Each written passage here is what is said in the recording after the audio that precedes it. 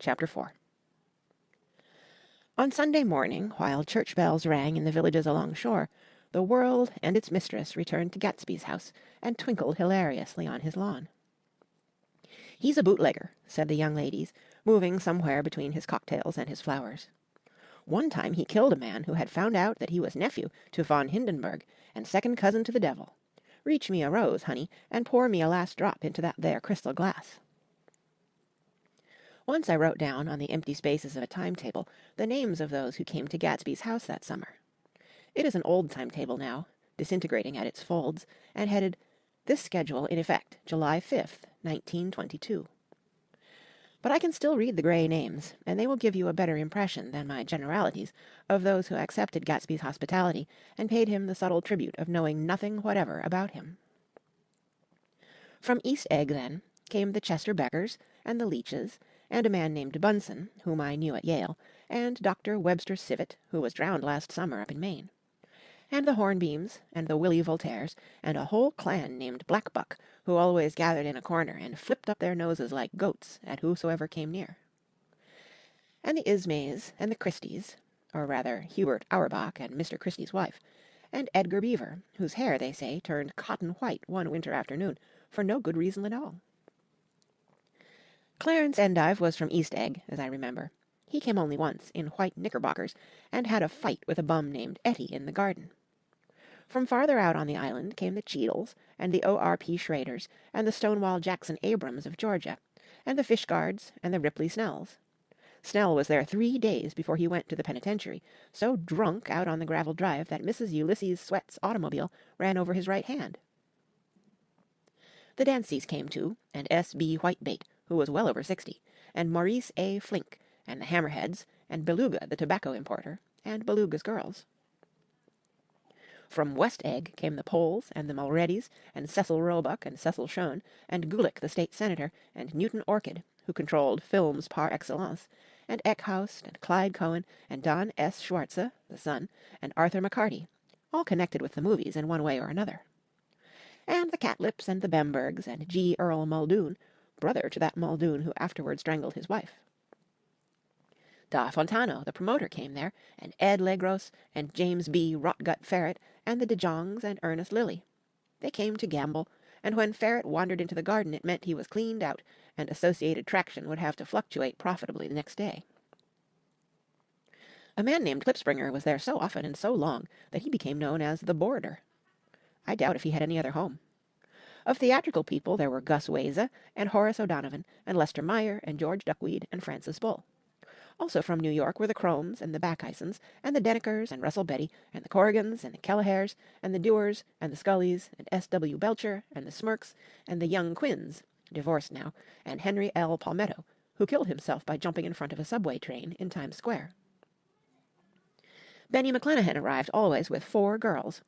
They were never quite the same ones in physical person, but they were so identical one with another that it inevitably seemed they had been there before. I have forgotten their names, Jacqueline, I think, or else Consuela, or Gloria, or Judy, or June, and their last names were either the melodious names of flowers and months, or the sterner ones of the great American capitalists, whose cousins, if pressed, they would confess themselves to be. In addition to all these, I can remember that Faustina O'Brien came there at least once, and the Bedecker girls, and young Brewer, who had his nose shot off in the war, and Mr. Albruxberger, and Miss Haag, his fiancée, and Ardita Fitzpeters, and Mr. P. Jewett, once head of the American Legion, and Miss Claudia Hipp, with a man reputed to be her chauffeur, and a prince of something, whom we called Duke, and whose name, if I ever knew it, I have forgotten. All these people came to Gatsby's house in the summer. At 9 o'clock one morning late in July, Gatsby's gorgeous car lurched up the rocky drive to my door, and gave out a burst of melody from its 3-noted horn. It was the first time he had called on me, though I had gone to 2 of his parties, mounted in his hydroplane, and at his urgent invitation made frequent use of his beach. "Good morning, old sport. You're having lunch with me today, and I thought we'd ride up together." He was balancing himself on the dashboard of his car with that resourcefulness of movement that is so peculiarly American. That comes, I suppose, with the absence of lifting work or rigid sitting in youth, and even more with the formless grace of our nervous, sporadic games. This quality was continually breaking through his punctilious manner in the shape of restlessness. He was never quite still. There was always a tapping foot somewhere, or the impatient opening and closing of a hand. He saw me looking with admiration at his car. "It's pretty, isn't it, old sport?" He jumped off to give me a better view. "Haven't you ever seen it before?" I'd seen it. Everybody had seen it. It was a rich cream color, bright with nickel, swollen here and there in its monstrous length with triumphant hat boxes and supper boxes and tool boxes, and terraced with a labyrinth of windshields that mirrored a dozen suns. Sitting down behind many layers of glass in a sort of green leather conservatory, we started to town. I had talked with him perhaps half a dozen times in the past month, and found, to my disappointment, that he had little to say. So my first impression, that he was a person of some undefined consequence, had gradually faded, and he had become simply the proprietor of an elaborate roadhouse next door. And then came that disconcerting ride. We hadn't reached West Egg Village before Gatsby began leaving his elegant sentences unfinished, and slapping himself indecisively on the knee of his caramel-coloured suit. "Look here, old sport," he broke out surprisingly. "What's your opinion of me, anyhow?" A little overwhelmed, I began the generalized evasions which that question deserves. "Well, I'm going to tell you something about my life," he interrupted. "I don't want you to get a wrong idea of me from all these stories you hear." So he was aware of the bizarre accusations that flavoured conversation in his halls. "I'll tell you God's truth." His right hand suddenly ordered divine retribution to stand by. "I am the son of some wealthy people in the Middle West, all dead now. I was brought up in America, but educated at Oxford, because all my ancestors have been educated there for many years. It is a family tradition." He looked at me sideways, and I knew why Jordan Baker had believed he was lying. He hurried the phrase, "educated at Oxford," or swallowed it, or choked on it, as though it had bothered him before. And with this doubt, his whole statement fell to pieces, and I wondered if there wasn't something a little sinister about him after all. "What part of the Middle West?" I inquired casually. "San Francisco." "I see." "My family all died, and I came into a good deal of money." His voice was solemn, as if the memory of that sudden extinction of a clan still haunted him. For a moment I suspected that he was pulling my leg, but a glance at him convinced me otherwise. "After that I lived like a young Rajah in all the capitals of Europe, Paris, Venice, Rome, collecting jewels, chiefly rubies, hunting big game, painting a little, things for myself only, and trying to forget something very sad that had happened to me long ago." With an effort I managed to restrain my incredulous laughter. The very phrases were worn so threadbare that they evoked no image except that of a turbaned character, leaking sawdust at every pore as he pursued a tiger through the Bois de Boulogne. "Then came the war, old sport. It was a great relief, and I tried very hard to die, but I seemed to bear an enchanted life. I accepted a commission as first lieutenant when it began. In the Argonne Forest I took 2 machine-gun detachments so far forward that there was a half-mile gap on either side of us where the infantry couldn't advance. We stayed there 2 days and 2 nights, 130 men with 16 Lewis guns, and when the infantry came up at last they found the insignia of 3 German divisions among the piles of dead. I was promoted to be a major, and every Allied government gave me a decoration, even Montenegro, little Montenegro down on the Adriatic Sea." Little Montenegro. He lifted up the words and nodded at them with his smile. The smile comprehended Montenegro's troubled history and sympathized with the brave struggles of the Montenegrin people. It appreciated fully the chain of national circumstances which had elicited this tribute from Montenegro's warm little heart. My incredulity was submerged in fascination now. It was like skimming hastily through a dozen magazines. He reached in his pocket, and a piece of metal, slung on a ribbon, fell into my palm. "That's the one from Montenegro." To my astonishment, the thing had an authentic look. "Ordere di Danilo," ran the circular legend. "Montenegro, Nicholas Rex." Turn it. "Major J. Gatsby," I read, "for valor extraordinary." "Here's another thing I always carry, a souvenir of Oxford days. It was taken in Trinity Quad. The man on my left is now the Earl of Dorchester." It was a photograph of half a dozen young men in blazers, loafing in an archway through which were visible a host of spires. There was Gatsby, looking a little, not much, younger, with a cricket bat in his hand. Then it was all true. I saw the skins of tigers flaming in his palace on the Grand Canal. I saw him opening a chest of rubies to ease, with their crimson-lighted depths, the gnawings of his broken heart. "I'm going to make a big request of you today," he said, pocketing his souvenirs with satisfaction. "So I thought you ought to know something about me. I didn't want you to think I was just some nobody. You see, I usually find myself among strangers because I drift here and there, trying to forget the sad thing that happened to me." He hesitated. "You'll hear about it this afternoon." "At lunch?" "No, this afternoon. I happened to find out that you're taking Miss Baker to tea." "Do you mean you're in love with Miss Baker?" "No, old sport, I'm not, but Miss Baker has kindly consented to speak to you about this matter." I hadn't the faintest idea what this matter was, but I was more annoyed than interested. I hadn't asked Jordan to tea in order to discuss Mr. J. Gatsby. I was sure the request would be something utterly fantastic, and for a moment I was sorry I'd ever set foot upon his overpopulated lawn. He wouldn't say another word. His correctness grew on him as we neared the city.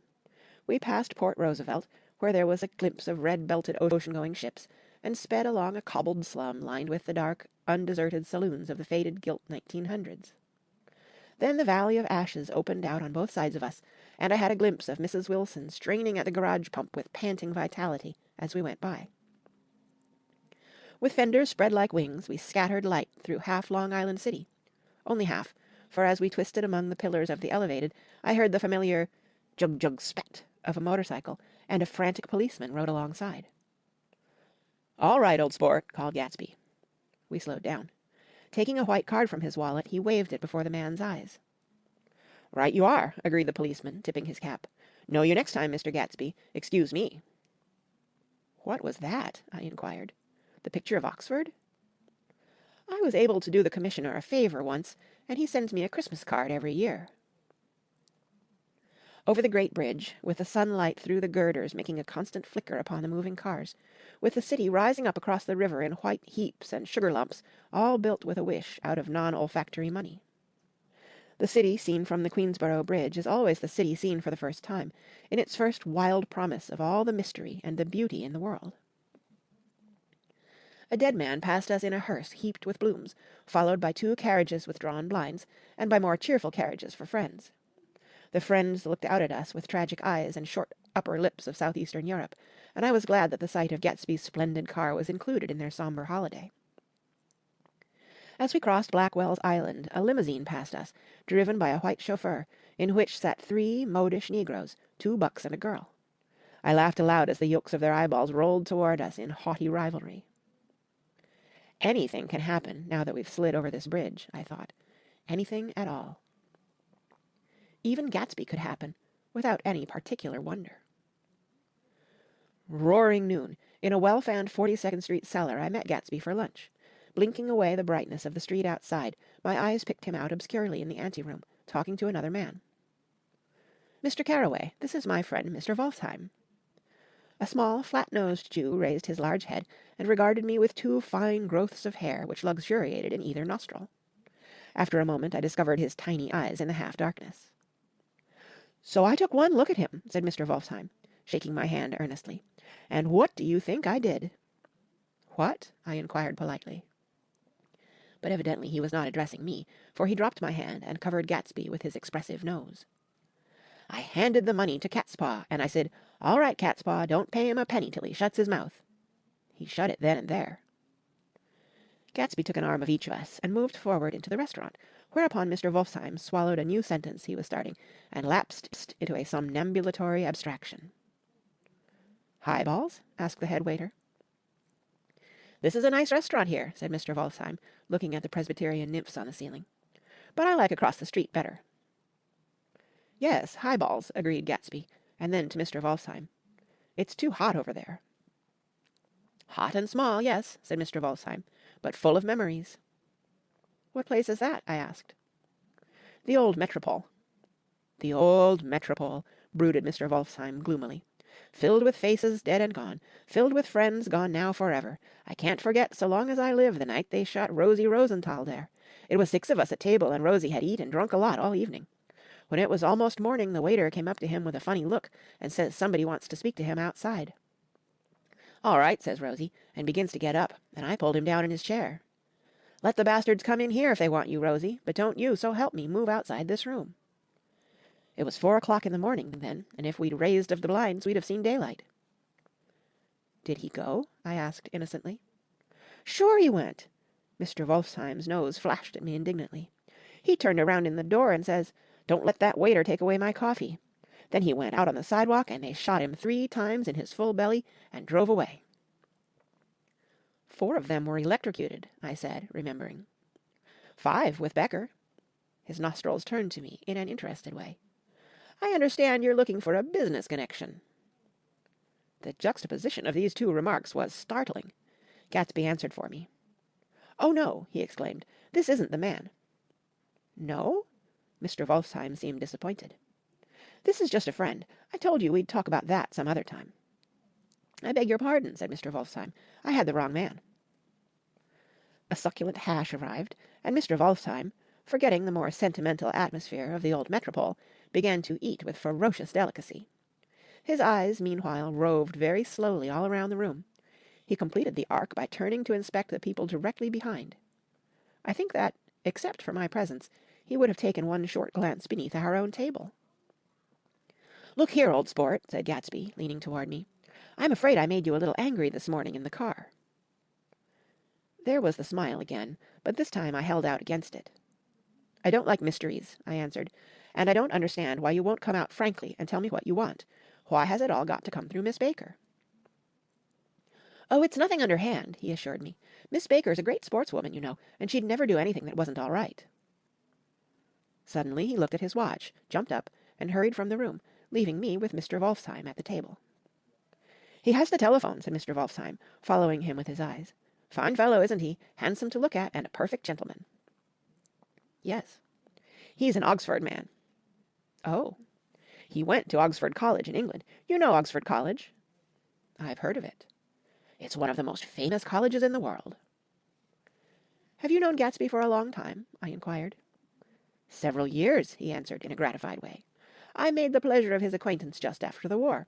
But I knew I had discovered a man of fine breeding after I talked with him an hour. I said to myself, 'There's the kind of man you'd like to take home and introduce to your mother and sister.'" He paused. "I see you're looking at my cuff buttons." I hadn't been looking at them, but I did now. They were composed of oddly familiar pieces of ivory. "Finest specimens of human molars," he informed me. "Well," I inspected them. "That's a very interesting idea." "Yeah." He flipped his sleeves up under his coat. "Yeah, Gatsby's very careful about women. He would never so much as look at a friend's wife." When the subject of this instinctive trust returned to the table and sat down, Mr. Wolfsheim drank his coffee with a jerk and got to his feet. "I have enjoyed my lunch," he said, "and I'm going to run off from you 2 young men before I outstay my welcome." "Don't hurry, Meyer," said Gatsby, without enthusiasm. Mr. Wolfsheim raised his hand in a sort of benediction. "You're very polite, but I belong to another generation," he announced solemnly. "You sit here and discuss your sports and your young ladies and your—" He supplied an imaginary noun with another wave of his hand. "As for me, I am 50 years old, and I won't impose myself on you any longer." As he shook hands and turned away, his tragic nose was trembling. I wondered if I had said anything to offend him. "He becomes very sentimental sometimes," explained Gatsby. "This is one of his sentimental days. He's quite a character around New York. A denizen of Broadway." "Who is he, anyhow? An actor?" "No." "A dentist?" "Meyer Wolfsheim? No, he's a gambler." Gatsby hesitated, then added coolly, "He's the man who fixed the World Series back in 1919. "Fixed the World Series?" I repeated. The idea staggered me. I remembered, of course, that the World Series had been fixed in 1919, but if I had thought of it at all, I would have thought of it as a thing that merely happened, the end of some inevitable chain. It never occurred to me that one man could start to play with the faith of 50 million people, with the single-mindedness of a burglar blowing a safe. "How did he happen to do that?" I asked after a minute. "He just saw the opportunity." "Why isn't he in jail?" "They can't get him, old sport. He's a smart man." I insisted on paying the check. As the waiter brought my change, I caught sight of Tom Buchanan across the crowded room. "Come along with me for a minute," I said. "I've got to say hello to someone." When he saw us, Tom jumped up and took a half-dozen steps in our direction. "Where have you been?" he demanded eagerly. "Daisy's furious because you haven't called up." "This is Mr. Gatsby, Mr. Buchanan." They shook hands briefly, and a strained, unfamiliar look of embarrassment came over Gatsby's face. "How've you been, anyhow?" demanded Tom of me. "How'd you happen to come up this far to eat?" "I've been having lunch with Mr. Gatsby." I turned toward Mr. Gatsby, but he was no longer there. "One October day in 1917," said Jordan Baker that afternoon, sitting up very straight on a straight chair in the tea garden at the Plaza Hotel, "I was walking along from one place to another, half on the sidewalks and half on the lawns. I was happier on the lawns because I had on shoes from England with rubber knobs on the soles that bit into the soft ground. I had on a new plaid skirt, also, that blew a little in the wind, and whenever this happened the red, white, and blue banners in front of all the houses stretched out stiff and said, 'Tut, tut, tut, tut,' in a disapproving way. The largest of the banners and the largest of the lawns belonged to Daisy Fay's house. She was just 18, 2 years older than me, and by far the most popular of all the young girls in Louisville. She dressed in white, and had a little white roadster, and all day long the telephone rang in her house, and excited young officers from Camp Taylor demanded the privilege of monopolizing her that night. Anyways, for an hour. When I came opposite her house that morning, her white roadster was beside the curb, and she was sitting in it with a lieutenant I had never seen before. They were so engrossed in each other that she didn't see me until I was 5 feet away. "Hello, Jordan," she called unexpectedly. "Please come here." I was flattered that she wanted to speak to me, because of all the older girls I admired her most. She asked me if I was going to the Red Cross and make bandages. I was. Well, then, would I tell them that she couldn't come that day? The officer looked at Daisy while she was speaking, in a way that every young girl wants to be looked at sometime, and because it seemed romantic to me I have remembered the incident ever since. His name was J. Gatsby, and I didn't lay eyes on him again for over 4 years. Even after I'd met him on Long Island, I didn't realize it was the same man. That was 1917. By the next year I had a few beaux myself, and I began to play in tournaments, so I didn't see Daisy very often. She went with a slightly older crowd, when she went with anyone at all. Wild rumors were circulating about her, how her mother had found her packing her bag one winter night to go to New York and say goodbye to a soldier who was going overseas. She was effectually prevented, but she wasn't on speaking terms with her family for several weeks. After that she didn't play around with the soldiers any more, but only with a few flat-footed, short-sighted young men in town who couldn't get into the army at all. By the next autumn she was gay again, gay as ever. She had a debut after the armistice, and in February she was presumably engaged to a man from New Orleans. In June she married Tom Buchanan of Chicago, with more pomp and circumstance than Louisville ever knew before. He came down with 100 people in 4 private cars, and hired a whole floor of the Seelbach Hotel, and the day before the wedding he gave her a string of pearls valued at $350,000. I was bridesmaid. I came into her room half an hour before the bridal dinner, and found her lying on her bed as lovely as the June night in her flowered dress, and as drunk as a monkey. She had a bottle of Sauterne in one hand, and a letter in the other. "Gratulate me," she muttered. "Never had a drink before, but oh, how I do enjoy it." "What's the matter, Daisy?" I was scared, I can tell you. I'd never seen a girl like that before. "Here, dears." She groped around in a wastebasket that she had with her on the bed, and pulled out the string of pearls. "Take 'em downstairs and give 'em back to whoever they belong to. Tell 'em all Daisy's change her mind. Say, Daisy's change her mind." She began to cry. She cried and cried. I rushed out and found her mother's maid, and we locked the door and got her into a cold bath. She wouldn't let go of the letter. She took it into the tub with her and squeezed it up into a wet ball, and only let me leave it in the soap dish when she saw that it was coming to pieces like snow. But she didn't say another word. We gave her spirits of ammonia and put ice on her forehead and hooked her back into her dress, and half an hour later, when we walked out of the room, the pearls were around her neck and the incident was over. Next day at 5 o'clock she married Tom Buchanan without so much as a shiver, and started off on a 3 months' trip to the South Seas. I saw them in Santa Barbara when they came back, and I thought I'd never seen a girl so mad about her husband. If he left the room for a minute, she'd look around uneasily and say, "Where's Tom gone?" and wear the most abstracted expression until she saw him coming in the door. She used to sit on the sand with his head in her lap by the hour, rubbing her fingers over his eyes and looking at him with unfathomable delight. It was touching to see them together. It made you laugh in a hushed, fascinated way. That was in August.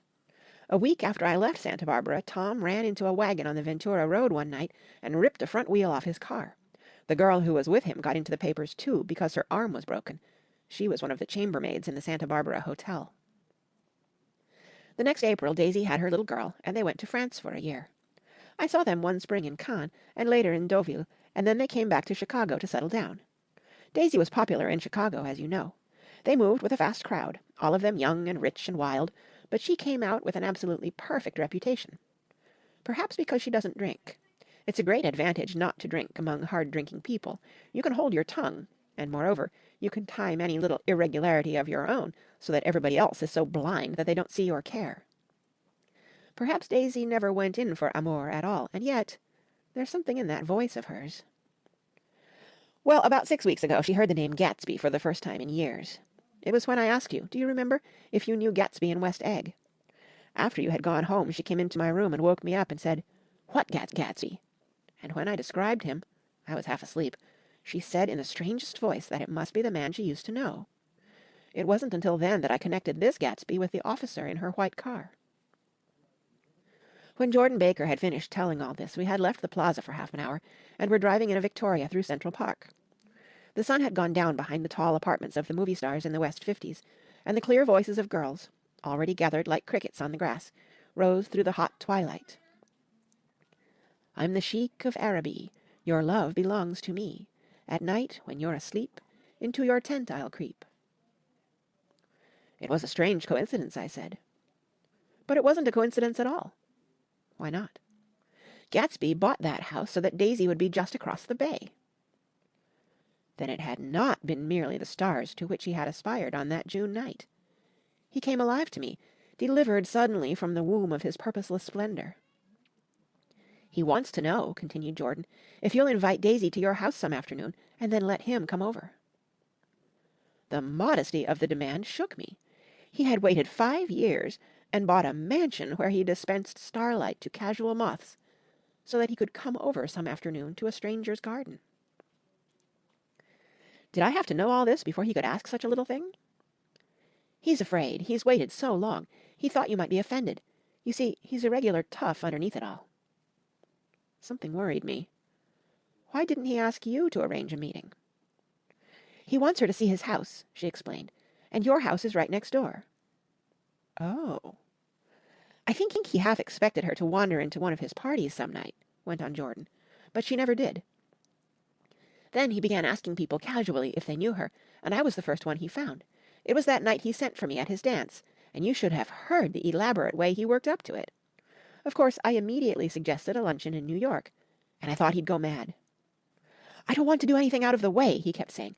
'I want to see her right next door.' When I said you were a particular friend of Tom's, he started to abandon the whole idea. He doesn't know very much about Tom, though he says he's read a Chicago paper for years just on the chance of catching a glimpse of Daisy's name." It was dark now, and as we dipped under a little bridge, I put my arm around Jordan's golden shoulder and drew her toward me and asked her to dinner. Suddenly I wasn't thinking of Daisy and Gatsby any more, but of this clean, hard, limited person who dealt in universal skepticism, and who leaned back jauntily just within the circle of my arm. A phrase began to beat in my ears with a sort of heady excitement. "There are only the pursued, the pursuing, the busy, and the tired." "And Daisy ought to have something in her life," murmured Jordan to me. "Does she want to see Gatsby?" "She's not to know about it. Gatsby doesn't want her to know. You're just supposed to invite her to tea." We passed a barrier of dark trees, and then the facade of 59th Street.